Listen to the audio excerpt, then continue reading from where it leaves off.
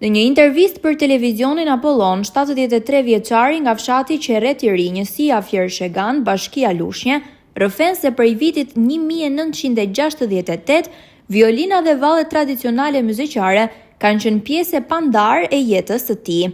Ai ka qenë i angazhuar në grupet folklorike Jeta e Re në fshatin Çiflik dhe më pas në grupin e Fjersheganit, duke marrë pjesë në festivale para dhe pas viteve 90, ku është vlerësuar me çmime dhe certifikata si instrumentist dhe kërcimtar i valleve muzikare.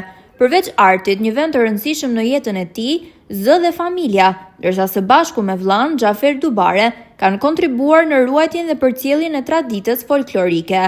Këtë të shtunë, Zenel Dubare do të jetë i ftuar në emisionin Personazhe në Fokus me gazetarin Ndriçim Gjoshi, ku do të ndajë kujtime, duke sjellë në këtë intervistë foto dhe vlerësime nga rrugëtimi i tij artistik, ku Fokusi sjell një rrëfim të sinqert mbi jetën dhe traditën.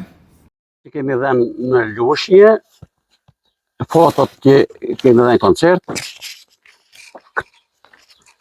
Tu kemi dalë në Kosovë, harrova të tregoja këtë tani. Kjo është medalja që ka marrë çoni im në 88-ën si valltari i shquar, më i vogli që u paraqit në festivalin e Gjirokastrës.